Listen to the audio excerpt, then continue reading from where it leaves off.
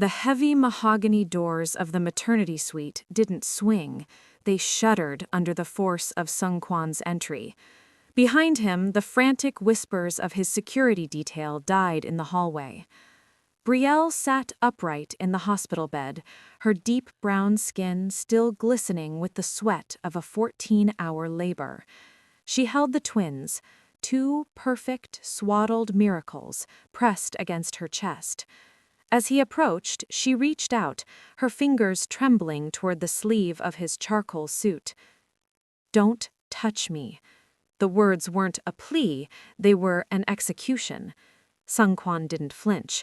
He didn't even look at the infants. He stepped back, the distance between them expanding like a physical bruise. He straightened his silk tie, his focused dark eyes as cold as the sea off Jeju. On the security monitor behind him, a silver sedan with tinted windows pulled into the hospital's restricted bay. "The discharge papers are signed," he said, his voice a flat, dead horizontal line. "A car is waiting to take you to the secondary estate, not the main house.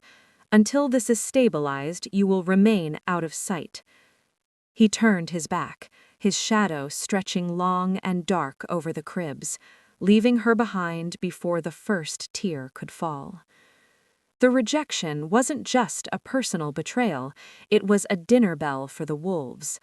By publicly discarding his wife and newborn heirs, Sung Kwan has signaled a fracture in his ironclad succession. Now the board of elders and rival factions see a vacuum of power. If the king won't claim his throne's future, his enemies will, and they'll start by hunting the ghosts he just cast out into the cold.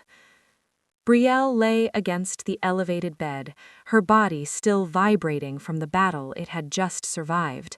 Her natural curls, once something Sung Kwan traced with possessive approval, clung damply to her temples. The twins stirred softly against her chest, two heirs born into a dynasty that had just publicly distanced itself from them. Across the room, Sung Kwan stood motionless, the geometric tattoo behind his ear stark against his pale skin. He wasn't looking at her now. He was looking at his phone. It vibrated once. Then again. Elder Park. Vice Chairman Han. A message from the legal division marked urgent. He didn't answer, but the silence around him shifted. The security detail at the door avoided eye contact. One of them stepped half an inch farther back, as if instinctively widening the space between loyalty and liability. Outside the hospital, word was already spreading. Unstable succession, emotional miscalculation, weakness. By choosing distance over blood, Sung Kwan hadn't ended a problem, he'd created a vulnerability. She had not been removed. The car Sung Kwan had sent was a black Mercedes, tinted windows, no Syndicate markings. Brielle stared at it from the hospital's side entrance for exactly 4 seconds. Then she turned and walked back inside. The hotel concierge at the Park Hyatt Seoul didn't blink when she arrived with 2 infants, a single overnight bag, and no reservation. The black card she placed on the marble counter had its own gravity. By the time the twins were settled in a suite on the 14th floor, corner room, reinforced door, 2 exits, Brielle had already called her own security contact, a man Sung Kwan didn't know about. One she'd been quietly cultivating for 8 months, the way you sharpen a knife you hope you never need. She sat in the armchair beside the bassinet and didn't cry. The city sprawled below her, indifferent and glittering. One of the boys made a sound in his sleep, a soft, involuntary exhale, and something in her chest tightened and held. Her phone buzzed once, a number she recognized as one of Sung Kwan's intermediaries. She set it face down on the table. On the street 14 floors below, a black SUV with no plates turned slowly into the hotel's service lane. It didn't stop. It didn't park. It completed the circuit and came back around, unhurried, like something that had already decided it could afford to wait. She noticed it on the third pass. Belle rose from the chair without rushing, moved to the window at an angle that kept her silhouette off the glass, and watched. The SUV's headlights were off despite the hour. Its idle was too patient for a delivery vehicle, too deliberate for a wrong turn. She stood there a long moment, one hand resting flat against the wall beside the curtain, her breathing even and slow. It wasn't Sungkwan's fleet. His vehicles moved with purpose and disappeared. This one was watching. She stepped back, picked up her phone, and sent a single message to her contact. Plates, service lane, now. Then she checked the locks on the suite door, moved the bassinet 6 inches farther from the window, and sat back down. Her hands were steady, her jaw was set. The twins slept on, unaware that the world outside had already begun recalculating around them. Across the city, in the back of a moving car, Sungkwan received the notification that his driver had returned to the hospital to find the Mercedes still sitting at the curb, untouched. His assistant said nothing. He looked out at the Han River, dark and wide and indifferent, and said nothing either.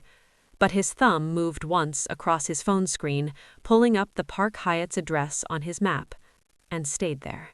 The report landed on Sungkwan's desk at 6:14 a.m. 3 pages. Surveillance photos, hotel registration, a copy of the black card transaction, and a name he didn't recognize attached to a security hire she'd made sometime in the last trimester of her pregnancy. He read it twice. His assistant, who had worked for him for 6 years and survived things most men hadn't, took one look at his face and found somewhere else to be. By 9 a.m., Sungkwan was in the elevator of the Park Hyatt, alone, no detail. That was its own kind of message. Belle opened the door before he knocked. She'd known he was coming, the front desk probably, or her contacts network. She was dressed, composed, one infant against her shoulder. She looked at him the way you look at weather, acknowledging, unimpressed. He stepped inside without being invited. The suite was orderly in the way that spoke of a woman who had been raised to make the best of diminished circumstances and had simply kept the habit. The bassinet was positioned away from the windows. He noticed that immediately, and the noticing cost him something he didn't name. "You were given specific instructions," he said. "I was." She turned back into the room, adjusting the infant against her shoulder with the ease of someone who had already stopped waiting for help. The silence that followed wasn't hostile. It was something more unsettling, the silence of a man recalibrating. He crossed the room slowly, stopping at the window, scanning the street below with the practiced eye of someone who had spent 2 decades identifying angles of exposure. "This hotel is visible from 4 adjacent rooftops." "I know." She sat down, settling the baby into the crook of her arm. She'd known he was coming, the front desk probably, or her contacts network. She was looking at him. She was looking at their son, smoothing one finger across the curve of his cheek with a tenderness so complete and unguarded that something in the room shifted. He opened his mouth. The red dot appeared on the nursery glass like a period at the end of a sentence. It held for 1 second, 2. Then it swept left and vanished. Sungkwan moved before thought, crossing the room in 3 strides, his body between Belle and the window, one hand on her shoulder pressing her down and back. She didn't scream. She curled over the infant and dropped, instinctive and fast, already protecting rather than panicking. He pulled his phone. 1 call, 4 words. The line went dead. The room was very still. Belle looked up at him from the floor, the baby silent against her chest. Sungkwan's hand was still on her shoulder. Neither of them moved. Outside, somewhere on a rooftop, a message had just been sent to him by someone who wanted him to know they already knew exactly where his ghosts were sleeping. He didn't ask her to come.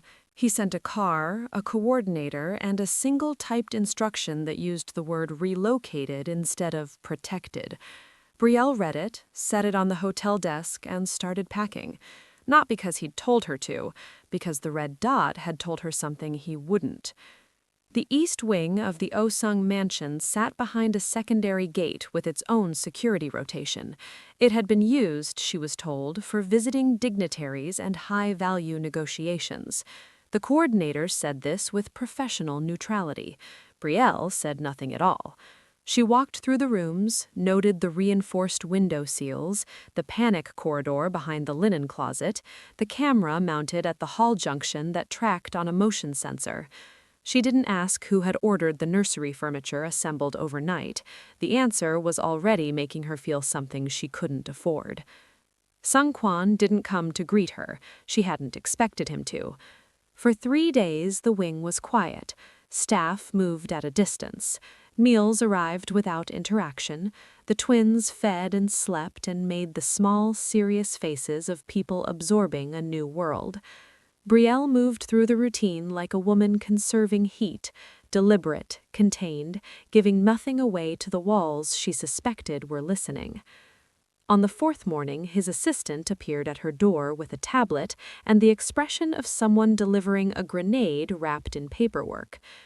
The formal request from the Board of Elders was 2 paragraphs. The language was clinical. The implication was a blade. A paternity verification, they called it, a procedural necessity given the public ambiguity surrounding the legitimacy of the Osung heirs. Results to be submitted to the full Elder Council within 72 hours. Belle read it once. Her jaw tightened, a single small movement, and then her face smoothed back out. She handed the tablet back without a word. She found Sung-kwan in the study off the main corridor, standing at the window with a glass he hadn't touched. He knew she was there before she spoke. She could tell by the stillness that moved through him, not relaxation, but the particular tension of a man bracing for something he deserves. "Did you know?" she asked. He turned. The geometric tattoo behind his ear caught the morning light.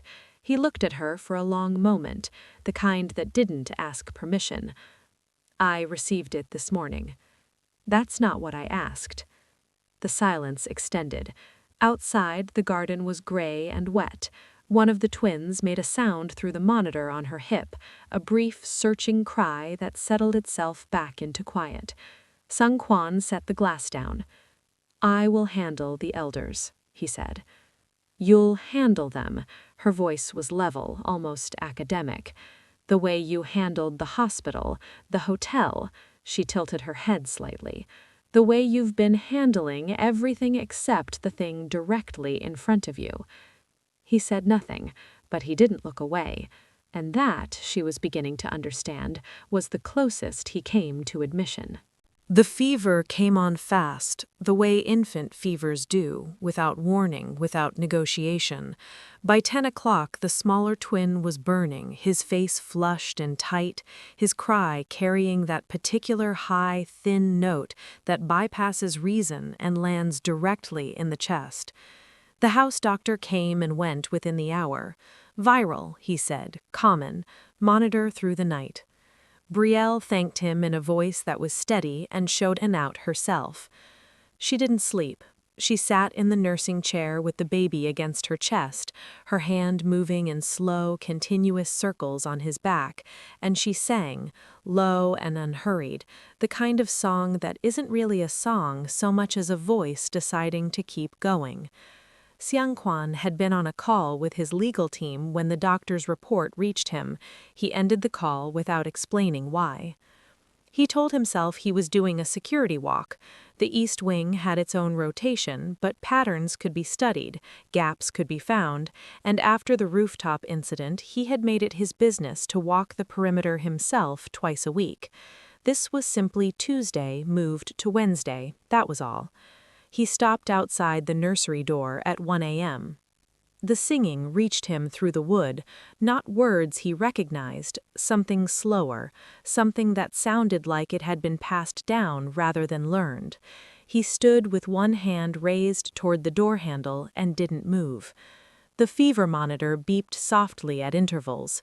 The song continued, patient and unbroken, as if she had decided the night itself needed calming. He stood there for 4 minutes. He knew because he counted, without meaning to, the way you count things when you're trying to hold very still inside. Then he lowered his hand and stepped back. He was at the end of the corridor when his phone lit up, his head of intelligence. The timestamp was 1:07 a.m., which meant whatever it was hadn't waited for morning, which meant it was already past the point of management. Marcus Morgan, Brielle's younger brother, 23, graduate student, no syndicate affiliation, picked up outside his apartment in Mapogu 4 hours ago by 2 men connected to the Jiangji faction. No ransom contact yet. The silence was deliberate, a message delivered not in words but in the simple, loud fact of what they'd taken and who they wanted to see panic. Xiangquan read it twice. Then he looked back down the corridor toward the closed nursery door, where the singing had just gone quiet, replaced by the soft, rhythmic exhale of a child finally cooling into sleep. He stood very still in the dark hallway. The Jiangji hadn't taken Marcus because they wanted money. They'd taken him because someone inside the syndicate had told them exactly how to make Brielle move. And the only way they would have known that is if someone inside the syndicate had told them where to look. Elder Park's name rose in his mind like smoke. She found him at 7 in the morning, which meant she had held it through the night. That restraint made it worse. Sungkwan was at the dining table with his phone and a cup of coffee that had gone cold, and he looked up when she entered with the particular alertness of a man who had been expecting this and had not yet decided what to do about it. "Marcus has been missing for 18 hours, Brielle said. No preamble, no performance. I'm aware. Then I'd like to know what you're doing about it." He set his phone down. "It's being handled." The word handled landed badly. He saw it in the way her chin lifted, a single, composed degree before she spoke again. "You said that about the elders. You said that about the hotel. At what point does handled mean something actually happens?" "Brielle, he is 23 years old." Her voice was steady and devastating. "He has nothing to do with your war. They took him because of me, which means they took him because of you, and I am standing in your house waiting for you to act like that matters." Sungkwan rose from the chair slowly. "If I move on the Jiangji before I know where he's being held, they will relocate him or they will—" He stopped. "Or they will what?" It wasn't a question. The silence sat between them, full and honest and unkind. She picked up the bag she'd set by the door, small, already packed. "Then I'll find him myself. I have a contact who—" "You are not leaving this house. You don't get to exile me and protect me in the same breath." She moved toward the door and he crossed the room faster than she expected. Not grabbing, not blocking, just arriving. His hand pressed flat against the wall beside her head. She stopped. He was close, closer than the hospital, closer than the hotel floor, closer than any of the careful distances he had been constructing for weeks. She turned to face him and didn't step back. His jaw was tight. His eyes moved across her face with the focused, involuntary attention of a man who has stopped pretending he isn't looking. He didn't speak. The silence extended past the point of comfort, past the point of strategy, into something neither of them had names for yet. Then the explosion hit. It came from the east perimeter, a concussive thud that moved through the floor and up through the walls, rattling the windows in their frames. Sungkwan had her by the arm and was moving before the sound finished, pulling her back into the interior corridor, his phone already in his hand.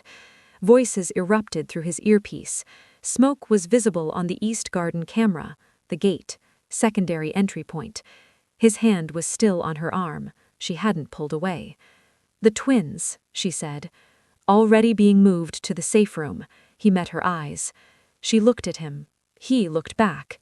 Neither of them said anything about what that meant. He left without briefing her. No coordinates, no timeline, no promise of return. just the sound of vehicles pulling out of the main gate at 11 p.m., and then the particular silence of a house running on reduced staff and held breath. Brielle sat with the twins until they slept, then sat a while longer in the dark because there was nothing else honest to do. Marcus arrived back at the mansion at 3 a.m. in a car driven by someone she didn't recognize. He was bruised across the jaw and moving carefully, the way you move when your ribs have been reintroduced to you. But he was upright, and his eyes were clear, and when he saw her in the doorway, he made a sound that wasn't quite a word. She crossed the space between them and held him for a long time without speaking. He let her. She got him settled, got ice on his face, got him talking just enough to confirm he was coherent. Then she heard the second convoy return. She met Syndicate in the corridor outside the East Wing. The staff didn't. 2 of them found reasons to be elsewhere before he reached the main hall. His head of security took his jacket and his weapon with the practiced efficiency of someone performing an old, unwelcome ritual, and disappeared. Syndicate stood in the corridor light in a dark shirt with the sleeves pushed back, and the blood on his hands and forearms was already drying to rust. He looked at her. She looked back and didn't move, and didn't flinch, and the not flinching was so visible in the stillness of her face that something in his posture changed, a fractional release, almost invisible, like a door that has been held shut for a very long time, giving a millimeter on its hinge. "He's here," she said. "He's okay." Syndicate nodded once. She crossed to the side table, poured water into a clean cloth, and held it out. Not a gesture of tenderness, a practical offer delivered without ceremony. He looked at it for a beat, then took it. He cleaned his hands slowly while she stood nearby, neither of them speaking. The mansion was very quiet. Outside, the garden was dark. His phone lit up on the table between them. She saw the name before he did, Elder Park, and beneath it a message that needed no decoding. Emergency session called. Full board, 9 a.m. Succession matter. Attendance is not optional. Syndicate read it, set the cloth down. His face returned to the flat, sealed expression she recognized from the hospital, from every room where he had been performing control rather than feeling it. But he was still standing close, and she was still there. "They're moving on you," she said. "Yes. Because of tonight? Because of the last 6 weeks." He looked at her then, directly, without the usual management in it. "Because I stopped being predictable." The silence that followed wasn't empty. It was full of every decision that had quietly been made without either of them announcing it. The boardroom on the 43rd floor of the Osong Tower had no windows. That had always been intentional. No horizon, no exit, no sky to remind anyone inside that a world existed beyond the table. 7 elders, 4 senior directors. Elder Park at the far end, his hands folded with the patience of a man who had spent decades learning how to make power look like procedure. Syndicate had not told Brielle about the meeting. She was there anyway, seated 2 chairs to his left when he arrived, her posture composed, her expression the careful neutral of someone who has done their research and is waiting for the right moment to use it. He looked at her for exactly 1 second before he sat down. She didn't look back. Park opened without ceremony. The syndicate's stability required clarity of leadership. The public perception of internal fracture had created measurable damage to 3 active contracts. The solution the board was proposing was clean, legal, and final. A dissolution of the marriage, effective immediately. The wife and children to be relocated abroad, generously funded, quietly removed. He used the word generously twice. Syndicate listened with his hands flat on the table. Around the room, men who had spent years reading his silences watched him now and found nothing to read. Park finished speaking. The room waited. Syndicate looked at Brielle. She was watching Park with the attentiveness of someone cataloging rather than reacting. Her hands were in her lap. She had worn a dark structured jacket he hadn't seen before, and her hair was pinned back, and she looked not like a liability, not like a variable, not like the mathematical error he had once told himself she was. She looked like someone who had been underestimated so many times that she had learned to make a weapon of it. He was still looking at her when she spoke. "Before the board votes," Brielle said, her voice unhurried, "I think it's worth noting that the Syndicate's 4 offshore holdings in the Cayman structure were quietly consolidated last week." She opened the folder in front of her. "Into a trust. The primary signatory on that trust is not Sung-Kwan." She paused. "It's his sons." The silence in the windowless room was absolute. Park's hands unfolded. "That is not legal." She looked at him pleasantly. "I had it reviewed. The charter doesn't prohibit spousal financial agency during an active marriage." She closed the folder. "Divorce me, and you'll need the boys to release the assets. They're 11 weeks old. I'm their mother. I'm happy to discuss terms." The silence in the windowless room tightened. "If you understand what just happened in this room, subscribe. This is where empires shift." Sung-Kwan said nothing. He was looking at the table, and the slight tension at the corner of his mouth could have been fury or could have been something that, in a different man, might have looked like pride. Park's eyes moved to Sung-Kwan, waiting, demanding. Sung-Kwan looked up, not at Park, at her. "The vote," he said quietly, "is tabled." The weeks that followed had a different texture, quieter on the surface, denser underneath. Sung-Kwan began leaving documents on the desk in the East Wing study, shipping manifests, shell company structures, the organizational logic of the Syndicate's legitimate holdings laid out in clean, annotated files. He never explained why. She never asked. She simply read them, and when she had questions, she left them on the same desk, written in the margins of his own notes, and he answered them the same way. And somehow this became the shape of their mornings. She learned fast. That didn't surprise him. What surprised him was the quality of her instincts, the way she read relationships between numbers, the way other people read tone of voice, the way she identified the vulnerable node in a structure before he'd pointed to it. Twice she caught something he'd missed. The second time he told her so directly, without qualification, and watched her absorb it with the stillness of someone who had been waiting a long time to be seen accurately. The gala was a Syndicate tradition, 40 years old, formally a charity event, functionally an annual measurement of who stood where. Attendance was mandatory for leadership. Sung-Kwan had attended for 11 consecutive years alone. He didn't ask her. He had her dress sent to the East Wing 3 days before. She wore it in deep burgundy, her hair down, the geometric lines of the gown turning 3 separate conversations silent when she entered. Sung-Kwan noticed. He said nothing, but he positioned himself beside her for the remainder of the first hour without making it look like positioning. They worked the room together with an ease that surprised them both. She handled the international contacts whose wives had been ignored by Syndicate leadership for years, and he watched her turn those neglected women into a soft intelligence network in real time, collecting information through warmth that he could never have extracted through leverage. He caught her eye once across a cluster of guests.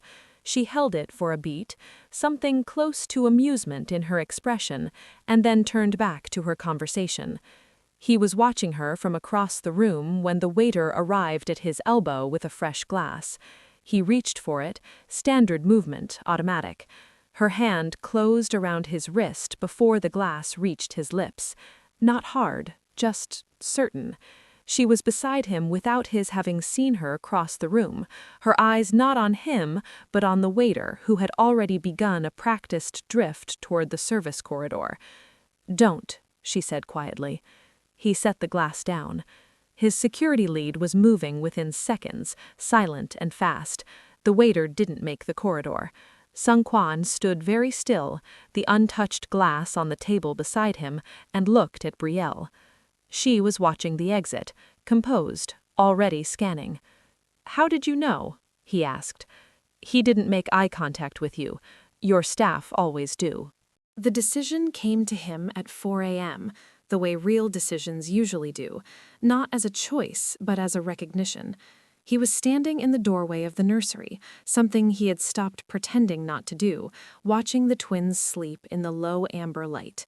The smaller one had his fist curled against his cheek, the other was sprawled with the total physical confidence of someone who had never yet learned to make himself smaller. Quan looked at them for a long time. Then he went to his study and began making calls. The infrastructure took 72 hours to prepare. He moved quietly, the way he had built the Syndicate's outer shell in the first place, through patience, through layered instruction, through the precise application of pressure at points no one else had thought to watch. Loyalists were repositioned. Evidence that had been held in reserve for years was packaged and routed to the appropriate places. The 3 directors who would move with him were briefed in separate rooms on separate days. Elder Park he saved for last. He was reviewing the final sequence in the East Wing study on the 3rd night when he heard something from the lower corridor. Not an alarm, not his security detail, but the specific absence of sound that meant something had already been contained. He found her in the basement anteroom. The man on the floor was zip-tied and conscious, a thin cut along his jawline suggesting he had made at least one decision he regretted. Belle stood over him with Quan's secondary firearm held in a 2-handed grip, her stance low and stable. She had clearly been taught once, long ago, and had clearly not forgotten. The man on the floor was looking up at her with the particular expression of someone who had badly miscalculated the parameters of their assignment. Quan stopped in the doorway. She looked up. Her breathing was controlled. Her hands were steady. She held his gaze for a moment with something in her eyes that was neither apology nor performance, just a clear, level communication of fact. "I handled it. Here he is. What do you want to do?" He crossed the room, crouched in front of the man, and asked 2 questions in a quiet voice. They answered both. Quan stood, took the gun from Brielle's hands with a slow and deliberate movement, his fingers closing over hers for a moment before she released it. He looked at her. She looked back. "Park?" she said. "Yes." "When?" "Tomorrow night." She nodded once, the way she nodded when she had already considered all the variables and arrived at the same place he had. Then she looked at the man on the floor and back at Quan, the question unspoken but exact. He made a small gesture to the operative in the corner. The man was lifted and removed. The room emptied.